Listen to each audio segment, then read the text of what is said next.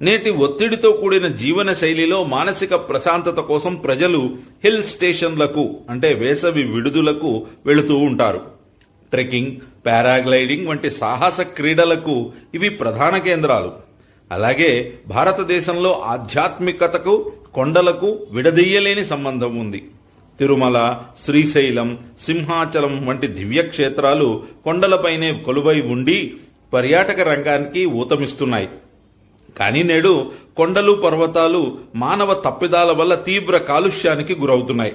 ప్రధానంగా పర్యాటకులు విచ్చలవిడిగా పారవేసే ప్లాస్టిక్ వ్యర్థాలు, గాజు సీసాలు పర్వత ప్రాంతాల్లో పేరుకుపోయి నేల స్వభావాన్ని దెబ్బతీస్తున్నాయి.